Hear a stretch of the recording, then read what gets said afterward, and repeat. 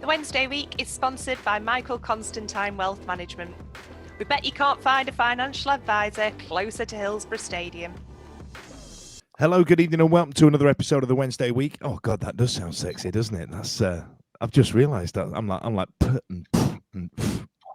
Is that too loud? That was very erotic. It was, wasn't it? I'm coming right in your ears right now. Hello. All right. So, listen, welcome back to the Wednesday Week. My name's Dan Fudge, and with me tonight I've got Blair, Stevie, and Ash. Today we're going to be talking about Ipswich. We're going to be talking about what can only be described as probably a reserve team game. Not a reserve team game, but it had training match vibes, didn't it, against Morecambe? And little Easter egg that happened last night that Steve's going to tell us about. So that's nice, isn't it? Ash, I'll come to you first. Let's talk about Ipswich. I thought it was a well-earned point. It's going to cause us a bit of chagrin not coming away with the win. But how did you find it? Yeah, it was good. Made the lovely trip down there, which is the worst trip ever, nearly. It's a dig, isn't it? Yeah, it's crap, innit? That's no problems getting there or anything. I mean, on the face of it, a point at Ipswich, you're going to be happy if the 4 points from the two games. Right. It's a good result. I think a lot of people would have took that. Said that, obviously, it's just frustration for me, really, that we were 2-0 up and should have gone 3-0 up and then come away with a point. So I know that's very negative. But if we'd have took a point, played not very well and shithoused a point, then yeah, maybe a point will take. But it was just the frustration that off to a cracking start, weren't it? 2 up in 33 minutes. A great, what can you describe? Great header by Smith. Absolute world-class header, really good. Cross from Windass, no complaints at all. Brilliant cross. Good header, good all-round goal. And then George Byers, the man at the moment, isn't he? Got to say, he's outstanding performer in the last few games. And after his no goal last week, it was good to get him on the score sheet. And the atmosphere in the away end was absolutely brilliant, really good, one of the best we've had all season. That did it continue into the second half? I mean, did the crowd? I mean, the crowd were clearly up for it, and it really did add something to the game, the close proximity of the teams and whatnot, didn't it? Right? Yeah, the crowd were bang up for it, really good. I mean, the favourite, and I know we shouldn't really swear on this, but your dad's a legend. You're a cunt to George Hurst was the highlight. That was pretty good. And the usual, obviously, the repertoire of songs, and we're top of the league. Didn't last that long. How long did we get out of that song? 45 minutes. Yeah, right. Well, same last night, weren't it? We got about 10 minutes out of it until Plymouth scored. But brilliant. And the free kick. Well, I mean, the free kick was worthy of a goal. Really, really hit it well. But that's what you get for spending $1.5 million in League One in January, isn't it? Well, if it's maths you're talking about, mate, I mean, our strikers and our midfielders are on 30 grand, 40 grand a week. Yeah. It changes every week, right? Can I just jump on that free kick? We just broke the record of clean sheets last night, 18 clean sheets.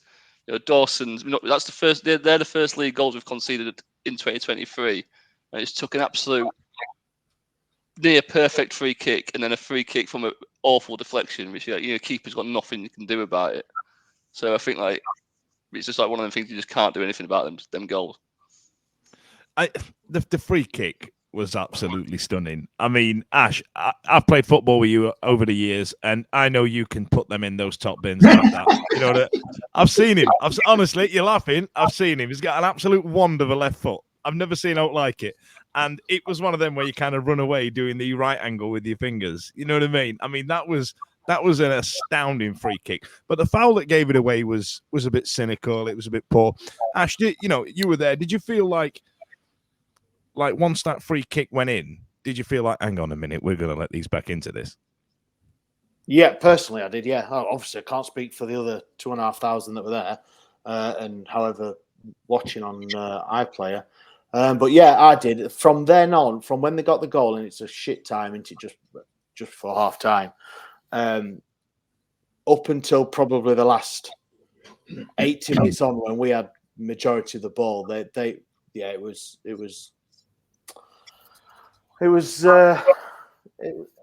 frustrating. Yeah, You sound good did today, seem to Ash. have a lot You of sound absolutely devastated, mate. You know what I mean? You sound like genuinely pissed off with it. But it was a good game of football, right? No. Yeah, it was. Yeah, for a neutral, yeah, it was. And yeah, I know I'm sounding negative, and I'm the negative man. And it was just the manner of it.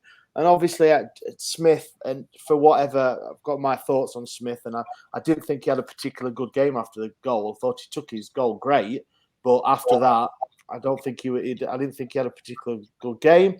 But anyway, you don't want to. These other two will be positive. Let them talk. Now, Steve. I'd love to hear the halftime talk from the Ipswich gaffer. What's his name? Is it McKenna? Did you feel like it was a case of, we just went, well, we're 2-0 up. Why should we change it too much? Don't broke it. It's not broke. Don't fix it. But they clearly made a change in that second half, and they capitalized on it. And there was a point during that last 10, 15 minutes where it looked like we were going to absolutely lose it. Maybe. I think I don't know if that's us as a fan base that just kind of jump onto those sort of situations where we've had it for so many seasons and so long, where we know that at 2-0 up, and I know we ended up drawing the game 2-2, but that's a game we lose. And I know we talk about the cliche and the stereotypes. It's a game we lose, or it's points that we drop and so forth. I think as a fan base, we're almost conditioned to sort of feel like that, aren't we? Where backs against the wall and we're under the cosh. But if you look at it, other than a fantastic free kick and a deflected free kick, that they're the two goals they've scored. You take those out of it. Dawson's he's done everything he's needed to do. We've defended it in the way that we've needed to defend. All right, we've surrendered a lot of possession, but out of possession, we've actually done all right. But I just feel that because of the manner in which they've scored the goals, and the fact that the first goal went in, what was it, 41 minutes, 42 minutes, 2-3 minutes before half time. Yeah. It's that stereotype of the worst possible time to concede a goal, isn't it?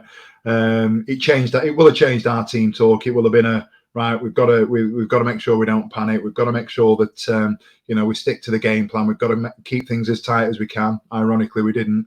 Go back to the point that Ash was talking about a moment ago. If Smith scores that goal, that one-on-one, it's a totally different game. We win that game at a procession on Saturday, and I won't be told otherwise. That was the turning point for me in terms of, you could hear the crowd, and Ashford, obviously, he was there. You could hear the negativity around the Ipswich fans sort of getting on the back of their team and so forth. If that goal goes in and it becomes 3-0, I think we win at a canter on Saturday. I offer clumsy for the first one. I've got an opinion on the second one. I think controversially, if certain other players give away the free kick rather than the person that gave away the free kick, and if certain other players get their head on the ball to deflect the ball in for 2-2. Steve, don't fart around the poo. Just name names. Come on, man. Right. Byers gives away the free kick, and Byers has been excellent. I agree with Ash. He's been our best player on form over the last sort of 3-4 weeks. He gave away a clumsy foul, and if I was going to be critical of Byers, I think he's got form for giving away silly fouls in those sorts of areas, and he did it. I'm not saying it was necessary or unnecessary. He's turned around, he's thrown his arms up, and then we've gone and conceded the free kick. What I'm saying is, if, dare I say it, a Liam Palmer does that, or if a Dominic Iorfa does that, or somebody else does that, we're right on him. We are right on him, and it gets magnified. But the fact that Iorfa did it, like you said, but I don't think anyone got on. I personally thought it was a foul. I don't think anyone got on. I'm not disagreeing. That's exactly the point I'm making, Ash. Nobody's got on his back because it's George Byers. Do you know what I mean? Whereas with other players, I think. What, like Iorfa give it when no one got on his back for their first goal, so I don't. It's 2-1. It's 2-1, isn't it? We concede that free kick for the second one. And if Iopa does it again, he's going to get some into. And we've seen that there are players that I'm not having a go and I'm not being critical. It's just an observation that I've made that, Is this about Liam Palmer again? Is that? No, it's not. It's not at all. I just think we there's lots of sort of threads that we can pull at as our role in the rest of the season going forward, as a fan base, and the things that we've got to do as a supporting sort of group to get behind the team, because we're in an excellent position at the minute, away from the performance on Saturday. It's as good as it's been in God knows how long. But the reality is we are going to concede goals again. We are going to lose a game before the end of the season. We're going to drop points when we don't expect to drop points. But we've got to make sure that when this run ends, that we don't shit it as a fan base and lose our heads. I tell you what, though, I must admit, though, I think I popped a tweet out saying, that's a good point against a good team. And it's one of the most popular tweets I've done in a while. I don't think the fan base lost their mind as much as what I thought they were going to do after that game. Oh, no, I don't think they could. Like I said before, I think anybody would have took a point against Ipswich, of course. It was just that what could have been more. Yeah, being 2-0 up is hard to lose, isn't it? That's the more frustrating thing. The performance was great, I think. Mate, I'm not disagreeing at all. It was just the last 2-3 minutes of what I've just said is just an observation and it only came about because I was like, I was at Morecambe last night, and I just want to go back and have a quick look at the goals that we conceded, see if there's anything that I need to talk about. And I was like, I couldn't remember on Saturday who conceded the fouls for the free kicks, and it was only 10 minutes before we jumped on. I've gone, fucking hell, it were Byers. And then he's turned around, he's gone and stood up, and it's gone in off his head. And I just thought, anecdotally, if anybody else had done that, is it the fact that Byers curries such positive favour with the fan base because he's been so good? Well, to be fair, Steve, we're not drilling down at it, are we? He does have enough in the bank to be afford 100%. Absolutely, 100%. Throwing yourself or sticking your head out to it. I don't know, because obviously I've never really played football, but I'm sure one of the instructions is if you can get something on it, get it on it. I don't know. So it's not his fault. It's not anyone's fault. I'm not allocating blame for the deflection either. It's one of those things. It's very unfortunate. It is. It's unfortunate. It's happened. And in the goals that we've conceded, we lose sight of the fact that Dawson's made another excellent penalty save. The Smith.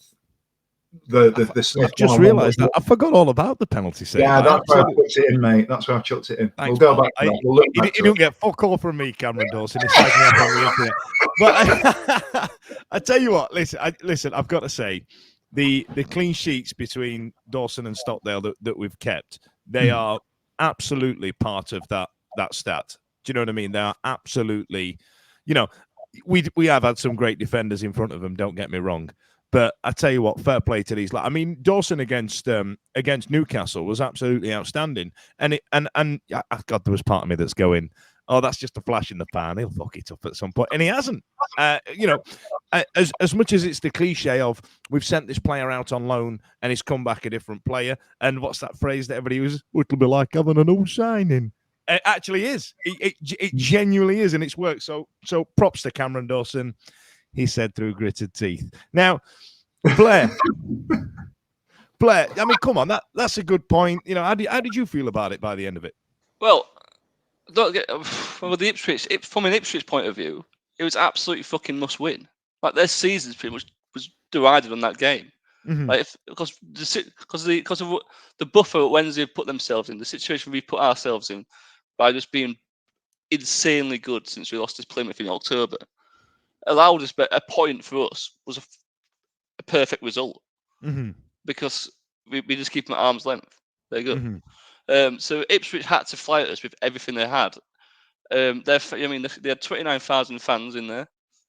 It was a sellout. When they got there, obviously that free kick was unbelievably good. When they got that on, the fans was well up for it, and we know how, by being a Wednesday fan, we know what having a full house home crowd can do for your team. Yeah. Second half, when they got that early goal, there was a bit of me that thought, God, here we go, proper Sheffield Wednesday now. Do you know what I mean? It's almost like the old ways. But we haven't felt like that in a good few months, in a good few games. We should have managed to expel that from our minds, but for some reason we've gone last 10 minutes. Well, we're gonna fuck it, lad. Yeah, the old ways crept in, but then our big game players, our big game experience has paid off again, and they rode the storm and they've battled hard for a point. And God, they did me proud on Saturday, I tell you. Now that game against Ipswich started Iorfa, Flint, and Famewo at the back. Aidan Flint's good, isn't he? Good? Good? Leader, absolute leader, isn't he? I've been saying it for about 8 years now. Like I'm really happy that he's come back and he's managed to impart himself into he's done three games at least as well. Yeah, into this potentially title-winning season, because like you say, there's a real nice thing about where we are in the league with ourselves and Plymouth. Plymouth deserve it as well. They've had some great runs of forms. Don't get me wrong. It was kind of pissing me off that we had a few people online having a bit of a chirpsing match with Plymouth. Like, I don't, I've ain't got an axe to grind with Plymouth. If us two go up, fine, see you later. But if it came down between us and them, like Al Pacino's speech in Heat. But brother, if it came down to you, I will hunt you down. That one. Like, you know what I mean? There's I'd pick us every time. But it's a nice position to be in that we're not looking behind us. I don't think I really give a shit about what Ipswich, Derby, and Bolton are doing. That all right, that might change because, like Stevie says, there's going to be a point where we might lose a couple of points, we might lose a couple of games, we might concede a couple of goals. But it doesn't look bloody like it, does it? That was a good silence, lads. Cheers. Yeah. Anyway, yeah, you're right. I saw Ash on mute, and I just thought Ash is going to take this one. I shall pick this one up. Anyway, so 2-2 against Ipswich, a great away point. Just one league question, unbeaten Dan. run. Go on, mate. One question, sorry. Did you think it were a penalty for Ipswich? I did. Fuck off. Right. I've watched it too many times, to be honest, really. No way. And I don't think it was a penalty myself, but I could see why he gave it. Yeah, but the linesman did it again. The referee didn't give it. Oh, it might fuck me up. Right, hang on. This is the elbow thingy, isn't it? Right. Yeah. Right. So, okay. Elbow. So it weren't a fucking Chris Morgan to Ian Hume, was it? right. Let's be honest. Right. They were chirping at each other, and the Ipswich player it was all over Johnson, weren't it? Was all over him. And he's nacked him. That's what he's done. He's old school nacked him. I've done plenty of those elbows. You know what I mean? We've all done them. We've all done them on the park. Geezers up your arse. Have some knuckle sandwich from the pointy end of your arm. We've all done it. Now, if the referee was watching it, I believe what he would have done was blow up on their player to start with, right? And we'd have had a free kick deep in our box. But because he didn't watch it, the worst of the two that came out of that collision was the elbow. So you go, actually, yeah, it did knack him. But everybody else's incredulity on the online, and people going, I don't know what he's blown for. Yeah, me neither. I'm proper sat on the fence, got splinters on my arse because the ref who was about 20 yards away didn't give it, and he's got one of the videos you can see. He's got if he's looking, he's got a clear view of it. Mm-hmm. The linesman gave it, who is 60 yards, obviously on the touchline, looking through a body of players. Yep. But one video I saw, he's all over Johnson. So Johnson's left arm swings back and shrug him off, not up here. Yeah, I don't think he went to knack him, but he went to leave something on him, though, didn't he? But I think that's what the linesman saw. So, and then he didn't send him off because he couldn't tell which player it was. Yep. That's what they've said as well. So he didn't see that, but I can just see that if he's seen an arm flailing and the guy's gone down, and it was nowhere near him, then he's give it. But this is one of the things I hate about football, and what I hate about VAR. When VAR was coming out, I thought this was going to get eradicated. But a 5'10", 6-foot bloke who goes to the gym all the time should not go down that fucking easy. He barely touched the geezer. Well, he goes down like he's like being shot or like. Well, yeah, he's been smashed in the face. Come on, Blair, man! You've watched football for fucking years. This fucking shithouse has gone down for less than that. It's football. Exactly, it's wank. I've never liked it. Stevie. Don't accept it. Stevie. Look at the size of Stevie. I bet he's gone down with. Oh, yeah. Little... I'm take a just glad that I didn't go down last night, to be fair. Stevie, listen. Blade of grass knocked him over. There's been an elbow, right? The lino's seen it. The referee hasn't. He doesn't know which player to send off, which is by rights he should have done, right? In terms of the rules of the game, and I agree with Ash. I think Ash, I think that's the best way of putting it. I don't think it was the outcome that should have happened, but I can see why he's done it. Now, Stevie, he's looked around. Marvin Johnson, there he is, swinging elbows around. Didn't know which player it was. Is that racist?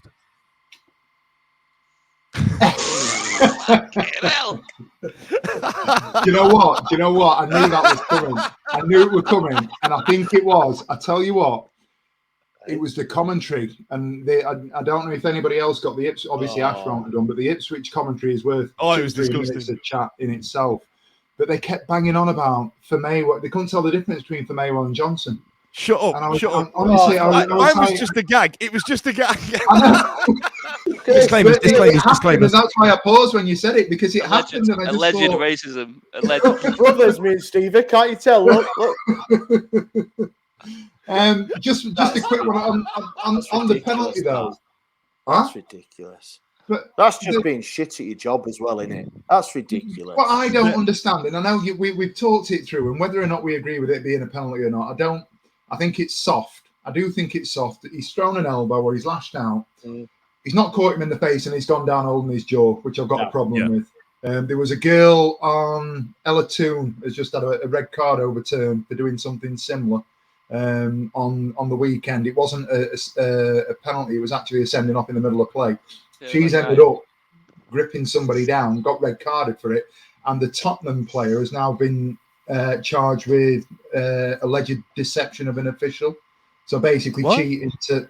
Yeah, the Tottenham player that rolled about with holding a face has ended up getting charged, and they've had the red card overturned. They wouldn't dare do that in the That's not opening a can of worms, is it? They would not dare do that for Man United man's team. It was a similar sort of situation in terms... I'm not saying it was on par with what happened, but Johnson's thrown an arm. The guy's gone down like a sack of shit.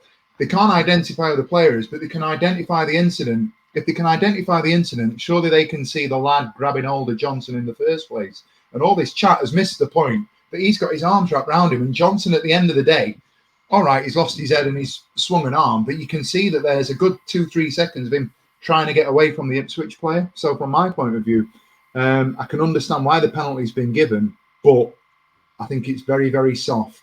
And I think all the clamour around what's actually happened, we're missing the point that he had hold of Johnson in the first place. Fair enough. There you have it. We don't know. So we don't know, but there's a smidge of racism from the Ipswich commentators, allegedly. So they were just shit all day long. They were just terrible. They had literally done no research whatsoever. And bear in mind, I don't want to blow smoke up our ass, but we are the biggest team in this league. You'd think they'd know a couple of players, and all they went is Barry Bannon. I've got to mention a couple of. I've got to mention a couple of bits. One that annoyed me. He basically alluded to the fact that if they were going to try and play football and we weren't, we're not a footballing side. We're industrious and workmanlike. And I'm thinking Byers, Volks, Bannon, Windass. Obviously done the homework. Absolutely, Who were they? Were they like ex-players or? There was an ex-player. I looked him up. Love Island wannabe. I don't know. I don't know who the main guy was, but they had an ex-player, late 30s, early 40s. Will have done some bits. The colour guy. Alan Brazil. It was David Hurst. Anyway, listen. I'm just gonna put a pin in that now. I'm just gonna pause for a second. The Wednesday week is sponsored by Michael Constantine Wealth Management. We bet you can't find a financial advisor closer to Hillsborough Stadium. All right, so welcome back. Just had to take a bit of a break there, just sort out some sound issues. We should be all sexy and lovely now again. So welcome back. Well, let's talk about Morecambe. Training game apparently. Big fixture happening. But Christ, can you imagine the meltdown if we didn't win, Ash? Oh yeah, can I? Yeah, but Twitter would have been great, wouldn't it? Well, it'd have been yours. I'd have been keeping an eye Yeah. on. He had to delete his drafts last night, didn't you? Yeah, nah, I think that it for me it was a foregone conclusion. It was a 3 points in the bag, which is good to say, and it's a good feeling. That I've got to say when you're coming up to someone who's I think they were fourth bottom, and a dream start really, wasn't it? So I don't think for whatever Morecambe's game plan was going to be that just fucked it right up, didn't it? Within a minute. You're exactly right. I mean, Blair. Bannon didn't have the best of times against Ipswich, having got kicked 10 bells out of him. I think it was Ash that mentioned online that there was a point where the injury might have. He was still probably on his way back and all the rest of it. But I feel like they did do a number on him. Bannon was at full strength right for minute one, wasn't he? He was well up for it because he knew exactly what it meant for the club by winning this match. He took his goal really well, really. Because if you watch it back, it's not as open goal as you first thought. There was like 4 defenders in front of him and a keeper, so he slotted it in a good place. I mean, early on in the game, he could have lashed it, and it was Georgie Byers, wasn't it, who set him up. So it was redemption for his little flick on against Ipswich. Little flick on. Now, Steve, I've got to mention. Palmer and Adeniran were playing down the right-hand side. Palmer was at the right of the back three, and Adeniran went out on the right wing-back berth. A lot came down from that side, didn't it? Yeah, it's certainly in the first half. I thought Adeniran was on a bit of a hide into nothing, to be honest, because he's being played out of position, so to speak, and he's not played a lot of football. I think it was his first 90 minutes, wasn't it? Obviously, Palmer gets moved about more than anybody else in the team. But that first sort of ball, obviously Byers has crossed in, but it's come from a pass that Palmer's made. And I think he did one for Windass against somebody earlier on in the season. It might have been Forest Green or something like that. So we've seen that sort of pass that they can make down the right-hand side. And they did it 2-3 times in the first half, in the earlier stage of the first half. And it looked like we were going to get a lot of joy down that side. I thought Adeniran did all right last night. I know I have a couple of people that have quite strong opinions to the negative that sit behind us in the south. And in general, or just towards Dennis? Do you sit near Just in general. People. I'm very much one of those. People are entitled to their opinions. People pay a lot of money to come and sit at Hillsborough. If you want to say things, then you can say things. But from my point of view, there are some people that can say things that are a little bit, ill thought. They were giving Dennis a bit of stick last night, which I didn't think was warranted.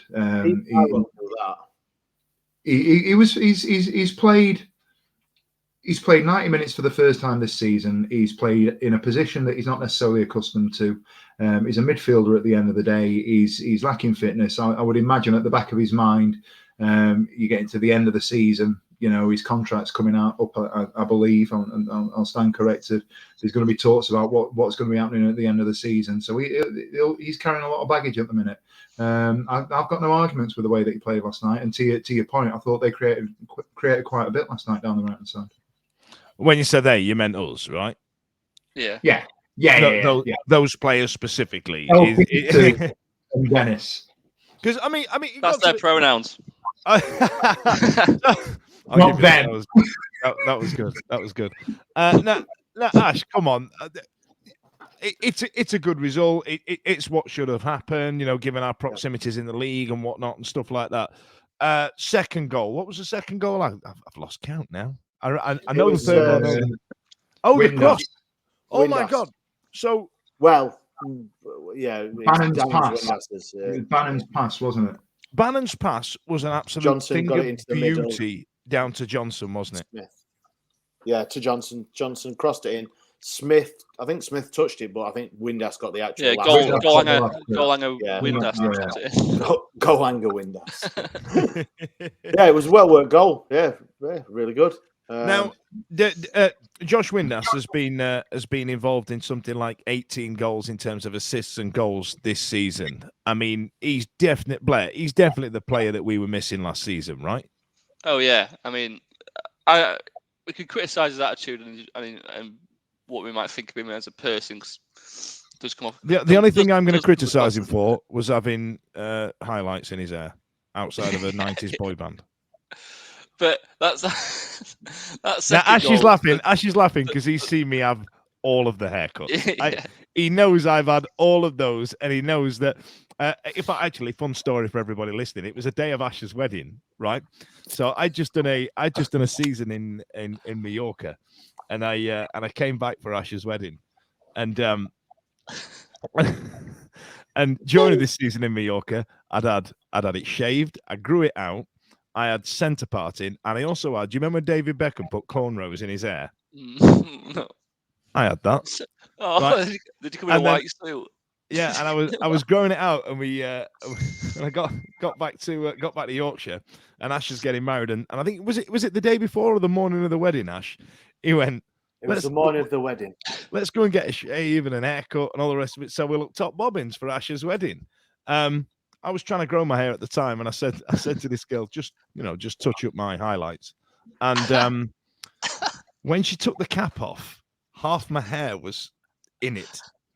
Like she'd put that much bleach on. My hair was like straw, and it was just breaking off in left, right, and centre, and it was so bright. And there he is. Look, that's so she had to. You're gonna have to watch this on YouTube, listeners. So there was a point where I had to have this haircut, and I looked like a light bulb. So all of Ash's wedding photos, I'm trying to hide at the back. The But I'm a frosted tall tips guy. of a boy band. Mate, I look like an NSYNC reject, and there's just this big yellow northern man. And bear in mind as well, I was a lot thinner then, so I was just flapping hands, ears, and nose, just stood at the back of all of Ash's wedding photos. Anyway, I can see a Twitter feature coming on. Haircuts of Dan Fudge by the Wednesday week. 7 days.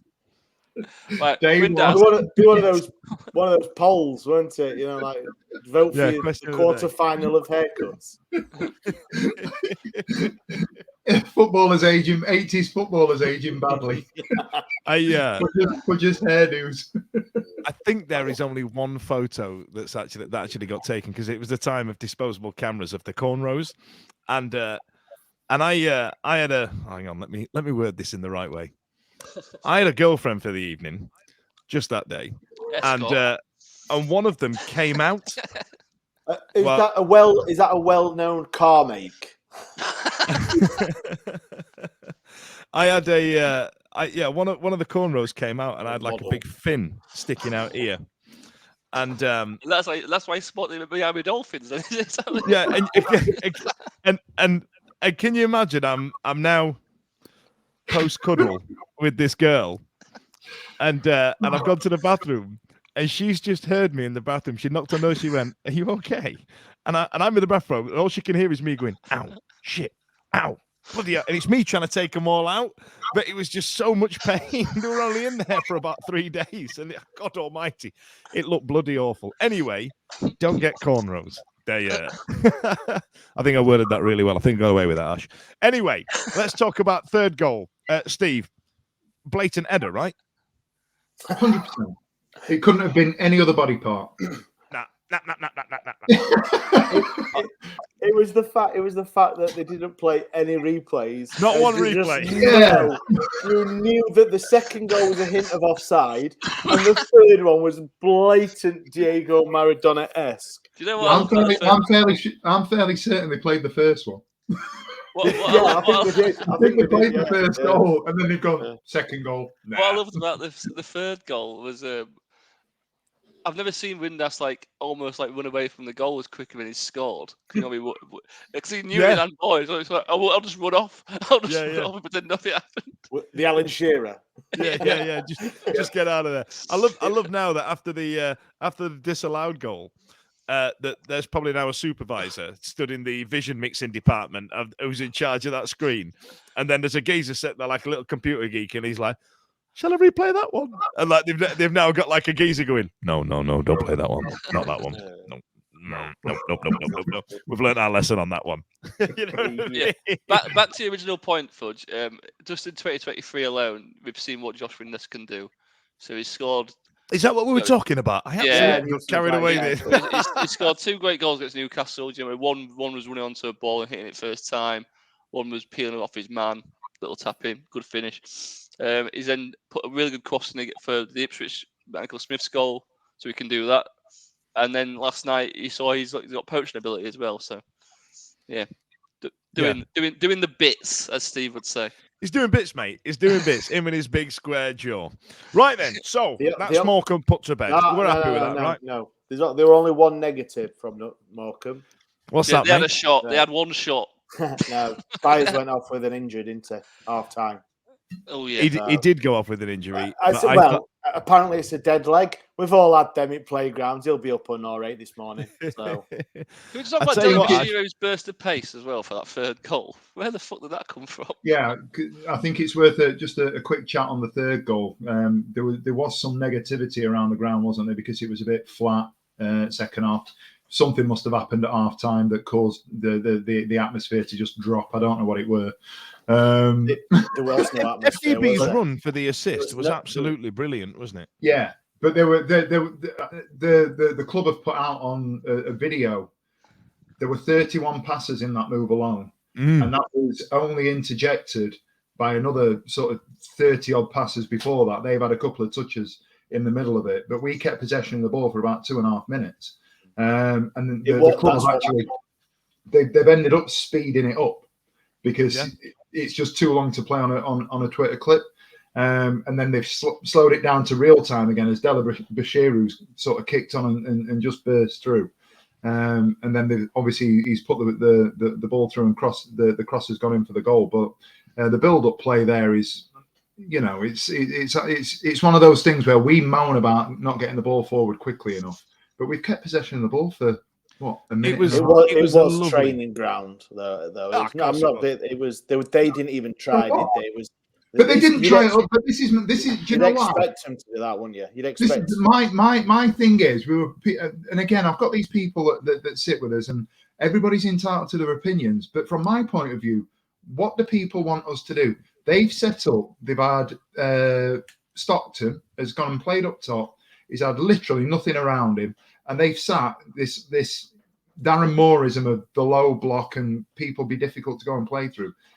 I defy anybody anywhere to say, right, if you're going to sit 10 people behind the ball, sometimes you're going to have to go square. Sometimes you're going to have to go backwards because you're going to have to move the opposition so that they can get into position, so they can change the position, so we can try and penetrate and break through them. And that's what we've done yesterday. We played the way that we played yesterday because they've come in and sat and gone, we've been dicked by Bolton, I think it was. We've been dicked by...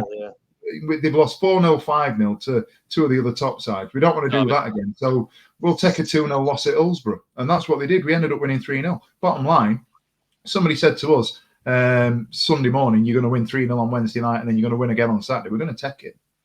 Yeah, of course, yeah. Okay. All right. So in terms of performance on the pitch at Hillsborough, there is one thing from the game last night that we need to talk about. And I found it the funniest bloody thing during the day of the mental preparation that went into this moment. Now, Stevie, I'm going to hand it over to you, and I want you to tell me the story from start to finish because glorious. Started off with a retreat. Honestly, do you know what? You know the host and stay stuff. So everybody jumps on that competition and goes, right, it'll be, showing a bit of support for the club. You're never going to get picked. So it's one of those things where you go, right, I'll just host and stay. Bang, done. And then was it Ash? It must have been Ash that has put something on and gone, oh, like, let's get a campaign going to get this going. And it got a bit of traction and the neighbours jumped on Auntie and he's put something on as well.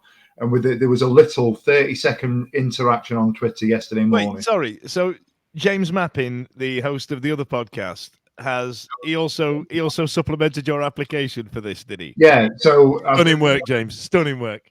Ash has jumped on, and then he's jumped on, and within 15 minutes of that interaction on Twitter, I get a DM from Sheffield Wednesday saying, congratulations.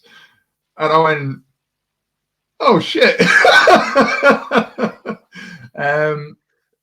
You just give us your phone number, give us your message, the T's and C's and so forth. So I've contacted them and gone through it, and then I've obviously shared the screenshot with you guys. Here's a story. I had so much fun in the group chat. So funny. He said the chat was brilliant. It was absolutely brilliant yesterday afternoon. But then the reality sank in. Sorry, day before. The reality sank in. I was going to say, is there a point where you go, boom, what if I make a bell end of myself? Yes. Yeah. And do you know what? Obviously, and this isn't me for any way, shape, or form. I am not a celebrity. I'm not a super fan or anything like that. I'm a bloke that has a couple of beers, that gets on well with you guys, and we sit down and we chat nonsense. But there are a couple of occasions where people have gone, that's that Stevie Spence off the Wednesday week. And I'm just thinking, here we go. Oh my God, these people and people know that I've attempted to play football in the past. So you put two and two together, and people are going, we're expecting this guy to be actually quite good at football, when in actual fact, I'm. And bear in mind as terrible. well, they know you play football because of the charity games that you do, where you're playing alongside Des Walker and Paolo fucking Di Canio. You know what I mean? So here it is now. They were expecting a clean sweep here, Steve. How did you get on? But in typical Dan Fudge thing, you were in your heyday just a shithouse centre back, weren't you? Yeah. Terrible. Big shit kicker, weren't you? Yeah. So to hit a ball. I can honestly say that I ended up. It's a story for another time, but I overachieved as a bang average semi-professional footballer, where they go around the changing room and they go, you need to do this today, and that's your line today, and you're going to pop it here, you're going to do this, and they do the team talk. And back in the day, it was still flip charts, and it was written down and so on and so forth. And they get to me and the coach, who was a great bloke down at Sheffield Club, he'd turn around and he'd go, win your headers, win your tackles, and give it to people that can go and play. And that was me, and I'm openly admit it. I've done all right. Played at a reasonable level. Pardon? I can see you and Flint playing together. Oh, I'm Aidan Flint off Wish. B-Tech Flint. There he is. So it got to the thing, and I was like, I'm gonna have to just make sure that I'm gonna reach. So.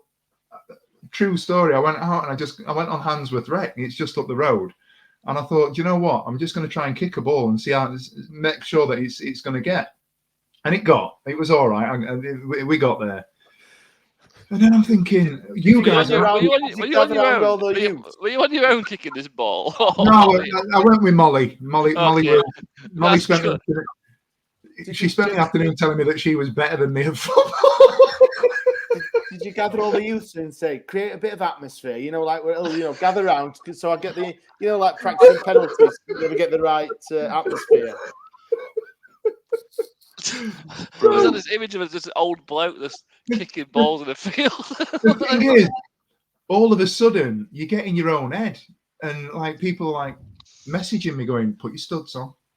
I was going to say, I that was what I was thinking, footwear, because I've seen a lot of these people fall on their ass doing these things. Because it is slippy. They do water the grass. You've got flat shoes on. So I'm like, right, do you know what? The smart thing to do is actually take some boots. Yeah, take at least some 5-a-sides or something. Like, you know I don't want to be that guy that's coming out and you've gone for a beer beforehand. And so you're downplaying and you go, right, I'm going to be full kit wanker, aren't I? But then I've gone through my wardrobe and I've gone, right, Forest Hills? No. I've got some night joggers? No. Converse? No. Right, there's a pair of Timberlands there. They look like they've got a bit of tread. So I said, I'll put my Timberlands on. And then the game kicked off yesterday. And it's just been absolute. I'm driving into the game and I couldn't concentrate on the first half because I've gone in and I've sat down. I've got my sister next to me going, half an hour left. Then I've got Molly going. I've got Molly at 34 minutes. Molly's going, Daddy, 11 minutes. So then I've gone down. You go down. They just tell the steward, and the steward will the steward will walk you on, sort of thing. He'll get the guy's attention.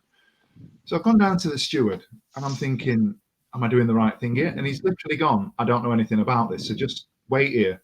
So they've had to get a steward to go and get the guy. Oh, God. At this point, I'm looking around like, And you'd have happily at this point gone, do you know what? Don't worry about it. I'll go back and sit down. Yeah. Mistake, no problem at all. No problem at all. But I'll tell you something. How people walk out in front of 25, 30,000 people at Hillsborough and walk onto that pitch and kick balls, I'm not taking the piss. It's mental. The pressure that you're under is absolutely crazy. But if you looked, I don't know where, like, you were there last night, Ash. If you look at the pitch, it looked quite dry last night. So I'm standing there. Yeah, I'm sitting there first half thinking, I'll be all right here. I'm not going to fall. So all I've got to do is make it. I've just got to make the distance. That's all I've got to do. And then I've walked out. And it's like an Astro at the side, isn't it, where the players warm up. And I've stood there and I've gone, this will be driest point on pitch. And I've moved my foot. And I went, and all of a sudden I've just gone. Stevie is making the 5p, 50p gesture right now. So then we walked out, and I'm thinking, God, I hope all these lads that have been messaging me have gone to the bar. No. In fact, Ash, John, Vic, anybody from the Wednesday week that was there had a dry half time because of your big celebrity moment. Now, how did you get on, Steve? Tell us how you went on. I was second up. I made sure that I was second up, so I know what I had to do. The other fella got 5 out of 7, I think it was. I've gone 6 yard, no problem. It was slippy. I've gone next 2, no problem. 5th one, no problem at all. I've turned, and as I've turned on one of them, I've lost my footing a little bit. No excuses. I was terrible. But my head just went, and then I've gone to hit the 6th one, and I've pulled it wide of the left post as you look at it, and I've gone out to the halfway line, which seemed like I was in Rotherham Town Centre. Yeah, the walk to the halfway line one, all of a sudden gave me an absolute depth perception. I felt like Michael Clark Duncan on the Green Mile. I've even given it the whole. You know what? I just nearly did the impression then and thought, do you know what? I can't do that now in 2023. I can't. So at that point, I've gone, I just need to get this over with as quickly as possible on 2 feet. And the technique was, please don't tweet me. Don't tell me the technique was terrible. I know how bad it was, but I've pulled it wide. I don't even think it made the edge of the area, to be honest with you. Send your tweets to @TWWcast on Twitter. Any shots you've got of this man in a flashers Mac and a white hat and a pair of Timberlands, apparently dressed like he used to when it was 1998. Send them in. Let's have a look at them all. Now, I've got to read this for you. This is absolutely stunning. So, obviously, you know, back in the day when we were kids, we used to keep diaries. Now, Steve's daughter Molly. Keeps a journal of her things on like the Notes app, essentially on her iPad or her phone or something like that. And this is what she wrote about her father. It says, right now I'm at the Sheffield Wednesday match with my dad, and he got chosen to do some penalties from the halfway line at half time. Also, I'm videoing it, so I hope he doesn't make me look stupid. I already know I'm going to laugh so hard that I burst, but it's just good fun that he got to do it in front of 25,000 people. So I'm scared for him. He's also really scared. He just did it for a joke and actually got picked. I know it sounds crazy. It's hard to believe that you're just gonna believe me. It's true, because I was shocked when I found out. Probably how you're feeling right now. Do you know what? I'll give right for somebody who's constantly embarrassed by the dad at that age. That's actually quite nice, mate. I'll give you that. and yeah, she bullied you all night, right? She continues to. It was nice. In all seriousness, it was good for her because she obviously made it down, and when the lads were warming up at half time, she was sort of 10, 15 feet away, and she was like, "Oh, he's just said hello to me," and she's given it that. So it was a nice touch for Molly. But I can honestly say, one of the best experiences walking out onto the pitch at half time as a football fan, as a Wednesdayite. I couldn't want it to end as quickly. It couldn't have finished quicker. Yeah, you did something. Yeah, you said that on Valentine's night. lad. Hashtag 1 second, Stevie. Yes. Yeah. Oh, yeah. You lost by 1 second, didn't you, Steve? Anyway. Steve, how did Mrs. Spence take the lack of £50 voucher for a Valentine's gift? She was So, Raging, she was mate. satisfied in line with how she normally is on Valentine's Day. Oh. Listen, let's move swiftly on from there, shall we? Right, so listen, thanks, Stevie. That's amazing. So next week, when the week after, when the hostess day goes up, it's get Ash on the field. That's a hashtag. So we'll, I want to see Ash's sweet left foot put them all top bins, because I've told Ash I've built it up now. You know what I mean? And we all know you can strike a ball. And you play it down every week. I'm getting mardy with you, and I want you to show it off in front of 20,000 people. I'll do it. I'll do it like Just I'll take your do it boots. when I'll do it when there's not 20,000. I'll do it when one of the good weeks, Pizza when Cup. there's 30,000 or something. Yeah. Yeah. You When it's like the last game of the season, and there's is Derby at home or away? The last game of the Derby's at season. home, Yeah, it's at home. Imagine doing that one. Can you imagine? That'll be absolutely. I wouldn't do it. Mate, that went Ash for through my head. Derby. Whoever did that against Plymouth, honestly, fair play, absolutely fair play. Right then, it's the moment you've all been waiting for. This one's an easier one today, guys. It's the quiz time. Right, right. It's easier, as in the fact that there are 74 possible answers to this. Jesus. So I'm going to have to speed you up. We're going to have to go round and round. However, it's also one of those quizzes where your mind will go absolutely blank. It's an easy question, but you'll 74. go, 74, mate. 74. I'm going to go round, and it's going to be Ash, Stevie, and Blair. Now, the question is, it's from Martin again. So Martin keeps sending us quizzes, and I'll tell you what, he's an absolute legend. Every Sheffield Wednesday loan player from season 2010 to 2011 season onwards to make an appearance. It includes players who eventually signed permanently. 74 in this list. It's as easy as peas. Wow. Okay. Yeah, that's right. That's my mind's already gone blank. Yeah, in it. Right then, Smash, you get the kickers off. Dap me up. Lone player. Aidan Flint. Aidan Flint. Oh, I just know that one's true because it's Aidan Flint, big sexy Aidan. Can I say him twice then? Because no, I don't think you can. I don't think it works like that, mate. Go on then. Steve. 74 people that we could have picked, and mine was Aidan Flint as well. Thanks a lot for joining us. Only because we said him earlier. Mark McGuinness. Mark McGuinness. Hang on, I'm going to have to go to the bottom of the list if we're going recent. Yeah, that's right. Yep. Blair. Callum McManaman. Fucking hell. Oh, he's probably on there. I know we loaned him. Hang on, Callum McManaman. Have you shit out on the first one? No, he's definitely signed him. No, it was definitely, definitely. What, 2010, 11? Yeah. Well, there he is. There he is, number 48 on the list. There he is. Ash. Alex Myton. Alex Myton is. My memory is crap, so I'm going. Yeah, I was going to say you're just going for this season, are you? Yeah, I can't remember him. Steve. Bailey Peacock Farrell. BPF. There he is. Came on at half time, didn't he? Number 64 on the list. Company hooked the keeper after the first goal because he made a fuck up. Oh, he did, didn't he? Yeah, hooked him up at half time and BPF gone on. Jack Grealish just scored.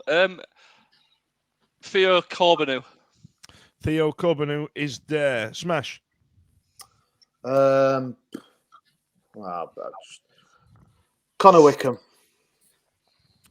He's defo there, right? He has to be. I should have written these down. I'm going to piss myself off now for not writing these down. But he's defo there, isn't he? He has to be. Oh, he's writing them down. Look, Steve, he's doing his homework. Oh, Bath notes, Stevie. He's not on the list, but he's definitely someone that we loaned, right? I'm sure he is. I just can't find it. There's 74 bloody names to go through. Go on, Steve. Mide Shadipo. He is there. Blair. Harley Dean. Harley Dean is there. Smash. Jesus. Not Jesus. I'm terrible at this. Yeah, I am. John, I must have John Jules. Who? Tyrese John Jules. Can't remember him. Yeah. Tyrese John Jules, number 71 on the list. Steve. Jordan Story. Jordan Story. Turn around. I'm about to say him. Look at what you see. I'll go Aidan McGeady then. Aidan McGeady. If he's number 23, that's going to rhyme really well. No, Ian. My collector. Oh, you bastard. Oh, nice. Steve. Hang on, McGeady. What year was McGeady? It was the same season as McManaman, wasn't it? It was like the year because McManaman was the first half of the season. And Aidan McGeady, number 46. Yeah, he is there. Steve. I'm gonna speed it up by going for Scott Carson. Scott Carson. Hang on, that's going to be early doors, isn't it? Scott Carson was is that before before 2010. that's before 2010, isn't it? Yeah, I'm sure it was. That was like 2008, 2007. That's why. Speeding it up. Is that what you mean? You're going to speed this thing up so we didn't go on forever. Well played, Steve. You're out. Well played. Thanks for that. That's to stop us having a 2-hour-long episode here, really. While these pests sit there going, oh God, I can't. I was Blair. enjoying that though. Go on, Royston Drenfer. Royston Drenthe, French rapper from Real Madrid. Dutch. Whatever. You did a round on it over like 2 weeks ago. Yeah, I was going to say Royston Drenthe, number 36 on the list. Smash. Josh Windass. Josh, what? Did we have him on loan first? Yeah. On loan first, yep. Did we? Yeah. Josh and Noma. All right, you can't have him. Josh Windass. Yeah, there you are. All right, Blair. Jacob Murphy. Jacob Murphy, number 56. Ash. No,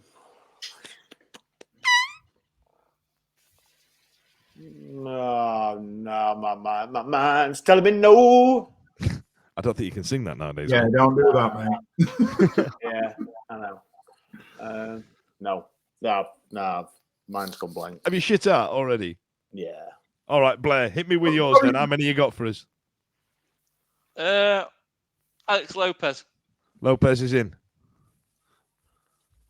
Oh, I've got one. Oh, You've shit out. You've shit out, brother. Wasn't he? No. Was he? Hang on. Let me give you the list. Hooper was. Yeah. Padilla Super was. Gary. Right, are you ready? Daniel Padilla. He was alive. Can I just say Stevie, Stuart Venazio. Holden? I've got all them in my head, like from Dave Jones era. Right, okay. Hang on. Are you ready? Big deep breath from Dan Fudge. Are you ready? Here we go. Steve Howard. 2010, 2011, number 1, Danny Bart, Joey O'Brien, Rob Jones, Neil Mellor, Lee Nichols, Isaiah Osborne, Keith Treacy, Mikhail Antonio, Niall Ranger, Rodri, Jay Bothroyd, Ross Barkley, Jeremy Halan, Mamadou Sidibe, Leroy Lita, Danny Pugh, Connor Wickham, Stuart Holden, Say Oliver Jana, Steve Howard, and Delco Savic, Jordan Spence, Roger fucking Johnson, whoever he is, George Swan, Matty Fryer, Gary Gardner, Emmy Martinez, Benica Fobi, Ade Oshilaja. Oshilaja? Is that how you pronounce it? Yeah. Sammy Hutchinson, Leon Best, Lloyd Isgrove, Lewis McGugan, Will Keane, Hallam Hope, Royston Drenthe, Gary Taylor Fletcher, Lewis Baker, Vincent Sasso, Jack Hunt, Alex Lopez, Michael Turner, Daniel Pudil, Gary Hooper, Joe Bennett, Aidan McGeady, Will Buckley, Callum McManaman, Jordan Rhodes, Federico Benasio, Jacob Butterfield, Josh Anoma, Michael Hector, Rolando Aarons, Ashraf Lazar, Jacob Murphy, David Bates, Alessio De Cruz, Josh Windass, Izzy Brown, Jack Maria, Aidan Flynn, Olamide Shadipo, Bailey Peacock Bauer, Lewis Wing, Florian Camberi, Theo Cabino, Lewis Gibson, Jordan Story, Harley Dean, Tyrese John Jules, Reece James, Mark McGuinness, and to round it off is Alex Maitan. Martin, I'm sorry that was a good quiz with so many answers that they fucked up. Like, you know what I mean? It was really bad. Right then, who's coming up next? What's the fixtures next week? What we got coming up, lads? What's happening? It's who? McDonald's. Now, normally when we do this show now, Ash normally reaches out to another podcast to see if they want to get involved, and I think they've got the mug on with us. Didn't want to play with us, did they, Ash? No, I think our diaries just could not align. I think. In my head, they just pussy it out because they know I'd batter them for 20 minutes. Okay, so McDonald's having a bit of a shit season of it. Blair, let's have a prediction from you, pal. 3-0 Wednesday. 3-0 20. Steve? 2-1 Wednesday. 2-1 Wendy. Smash? I think they got a battering again last night, did they? Lost 5-0 to Bolton. 5-0 yeah. Good lord, did they? Yeah, Bolton won 5-0 in the last 2 games. Kieran Lee, mate. Shit on the. I'll go for 2-0. I'm going to go for another clean sheet, I think, to Wednesday. 2-0 from Smash. I was going to go with 2-0 as well. Now, Blair's just shut off. Don't know what's happened to him. He's off. But listen, thanks a lot for joining us tonight. Go on. Have you got any other business, Smash? My apologies. I had, but it don't matter. No, go for it. Fucking hell. You got it in before the whistle went, mate. All it was, yeah. All it was just, as a lot of things, we get quite a lot of social media, don't we, and Twitter, and we're looking around and what people are talking about and stuff. And I don't know who the guy was or who tweeted out something about the lack of 10,000 fans last night. I did see that. Where have all the 10,000 gone? So for me, I just want. I'm not. It's you could tweet whatever you like. Obviously, the load of bollocks I put out on our Twitter feed is shit. But you could tweet. But I just thought a bit not insensitive. But everyone's got their own reasons, haven't they? And I know 10,000, virtually a sellout for Plymouth, came for that day. And it was a Saturday. It was top of the table esque. And then to tweet out, obviously we only had 21 last night instead of 33 or whatever it was a bit shit. So I just don't know what your guys' thoughts on that are. Everyone's different. Everyone's got different things. So I find it really hard not to bite back on these sort of tweets because we're on such a good run, aren't we? Where everything's. I know I'm the negative one, and I always think, but as a fan base and as a team at the minute, we are on a high. And I don't think anyone should really be pointing fingers at anyone else, especially fans paying money. Isn't it weird that we're on one of the best runs of forms the club's seen in a million years, but we've still got something to whinge about. We've lost 10,000 bloody fans. Go on, Blair. Well, yeah, it's just bullshit, isn't it? Like the Plymouth game was like one of them like games you have to turn up to. You have to go. I mean, I worked a bloody night shift the night before. Do you know what I mean? I had 3 hours sleep and went, and I had to do a night shift the night after. Don't talk about your night shift like you're working really hard. You know what I mean? You do fuck all. Still got to stay awake. That's the smallest violin, that is. Oh, yeah. All right, and fuck it. My gas electric bill's £200. That's because you're working IT. I've got two children. I sat through Terry Orif. Where the fuck was this geezer tweeting when I sat through Terry Orif? He was fucking sucking his mum's tits or something. I've got a mortgage. I've got shit to pay for. I can't go to every week. I want to, but I can't. It's £8 a pint nowadays. Come on now, Steve. £2.50 it cost me to get my can of Coke last night, by the way. Just £2.50 for a can of Coke. Yeah, I had a pint to calm my nerves and a can of Coke. It cost me £7.50. But in all seriousness, that point is it's based on it's based on sentimental emotions, circumstances, feelings, isn't it? And we mentioned this a few weeks ago around the Plymouth game. I'm sure we did, but the one thing I love about Ash being on this podcast is that me and Ash disagree on 90% of things. And it comes from a good place because at the end of the day, we are both Wednesdayites. And when we see each other, we will stand, we'll have a conversation. There'll be times where hopefully we'll get a beer. We ran in lockdown and we did stuff together and so forth. But I know that when we disagree on stuff, we don't sort of take any hard feelings with it. On this one, I couldn't agree more with what you've said because people are going to do what they're going to do and people are going to get when they're going to get. And it does cost a significant amount of money to go and watch Sheffield Wednesday play football. If I am not a season ticket holder and I want to take, or even if I am, let's say for argument's sake, I wanted to take the other daughter and my wife and a couple of people to watch me make a tit out of myself on Tuesday night, I'm paying over £100. That's before you talk about the programme at £3. That's before you talk about, one drink, whether it be a pint at £4 or the chips at £2.50 or whatever else. It all adds up. So who the hell are we to sit here and go, right, these people that can't make it, or these people that were here for this game are not there for that game. So who cares? For me, they've turned out when it matters. They turn out when it matters, but also these are also people that are going to be putting in money into the club in other ways. They're also going to be people that are supporting whatever way they can. And if they can support by getting a hashtag trending, as daft as it sounds, because they can't afford anything else and they want to, support a community online, or if there's somebody that's going to pump money into the club through iFollow or whatever else it is that they're going to do, legal streaming services, and that's a story for another time. It might very well be that they're going to go, right, I'm going to pay a tenner, I'm going to watch it online. Or I'm going to listen to it, or I'm going to support in whatever way I can. And these are people that might have. It's not going to be the entire 10,000 people. It's not. But the reality is, these are people that might be scrimping, or some of these people might be scrimping and saving, so they can give their kid a match day experience, once every 2-3 months. And if that be it, so be it.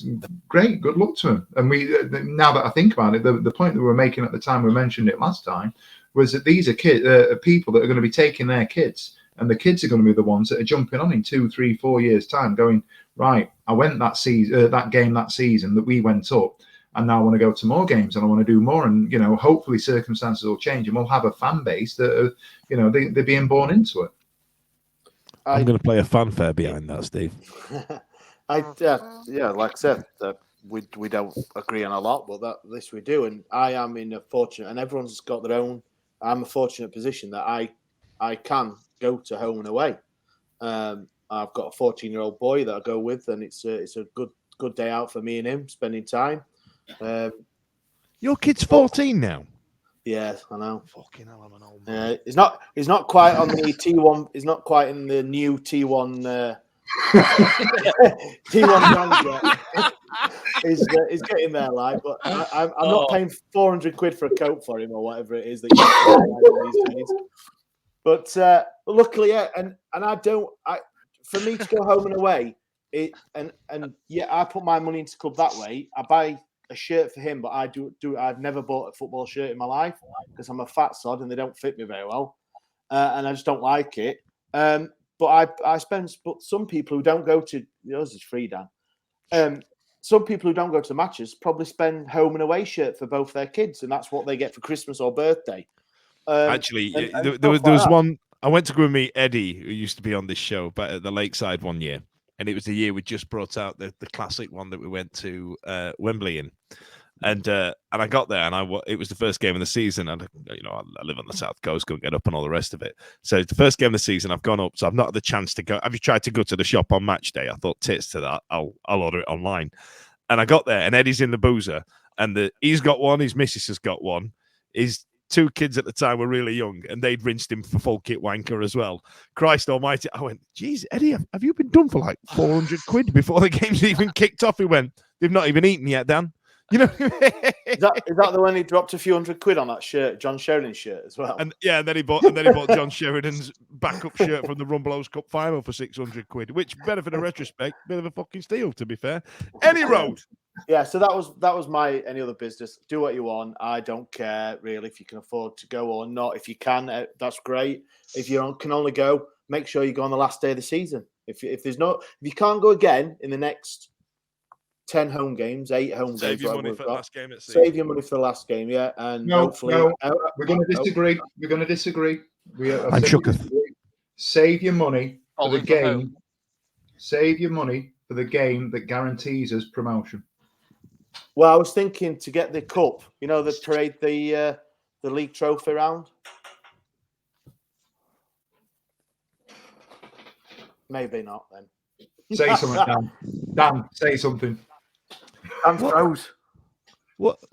Wait, what? Are we still in a cup? No, the trophy. The league trophy. Winning the League One. Oh, right. Oh, sorry. I was going to say, I'm like, League Cup? What? That absolutely threw me then. All right, so open top parade for the League One trophy. Is that what you're telling me? I would rather be in the ground, given the choice. I'd rather be in the ground when it's confirmed that we're up rather than, or winning the league's totally different, isn't it? But that moment that we get up, because ultimately that's what we want, don't we? Of course it is. Of course it is. Right, let me wrap this up because we've prattled on for ages. Listen, thanks a lot for joining us tonight. And if you want to go Hillsborough, go Hillsborough. It's up to you. In the meantime, see you later. The Wednesday week is sponsored by Michael Constantine Wealth Management. We bet you can't find a financial advisor closer to Hillsborough Stadium.